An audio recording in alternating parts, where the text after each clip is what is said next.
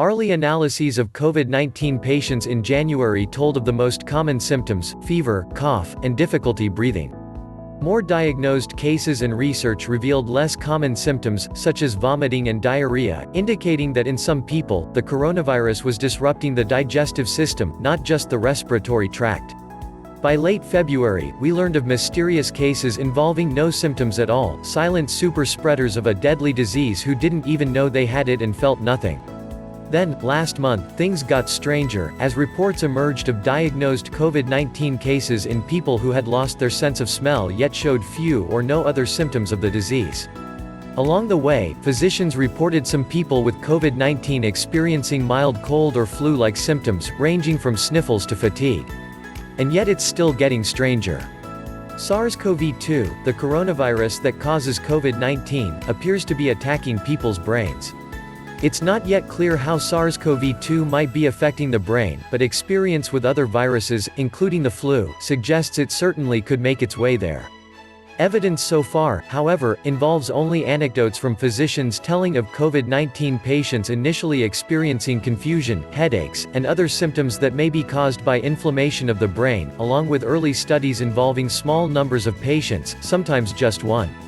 Meanwhile, it's not clear whether or to what extent the coronavirus attacks the brain directly versus COVID-19's respiratory effects robbing the brain of oxygen.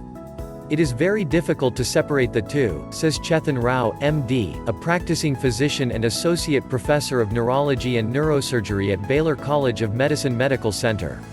Rao suspects both factors are at work. And things can deteriorate quickly. He has seen otherwise healthy COVID-19 patients go from talking normally while receiving a small amount of oxygen to being put on first a ventilator and then a more serious heart-lung support system, all in the space of 4 hours. Multiple cases reported the possibility that COVID-19 is invading the brain directly emerged back in February in a study out of Wuhan, China, the epicenter of the initial outbreak.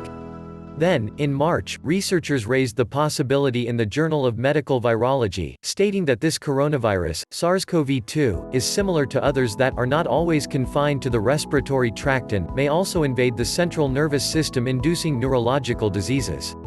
Recently, a woman in her late 50s who had experienced 3 days of cough, fever, and altered mental status was tested for flu, which she did not have. Turns out she had COVID-19. Brain scans showed unusual swelling, and physicians diagnosed it as acute necrotizing hemorrhagic encephalopathy, which is a rare central nervous system complication secondary to influenza or other viral infections which is characterized by altered mental status and seizures, and often this further leads to profound disability or death. Other tests were done on the woman to eliminate some other viruses that might cause the diagnosed condition.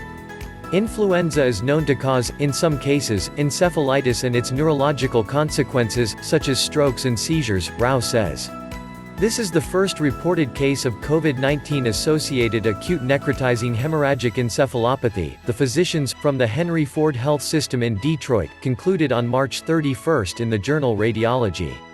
As the number of patients with COVID-19 increases worldwide, clinicians and radiologists should be watching for this presentation among patients presenting with COVID-19 and altered mental status. In another case, a 74-year-old man with pre-existing neurological conditions had suddenly lost his ability to speak. He was ultimately diagnosed with COVID-19. Since COVID-19 affects the elderly more and those with pre-existing conditions, patients with prior neurological conditions and acute respiratory symptoms are at an increased risk of encephalopathy on initial presentation, his physicians wrote. Getting into the brain, it's not yet clear how SARS-CoV-2 might be affecting the brain, but experience with other viruses, including the flu, suggests it certainly could make its way there, Rao and others say.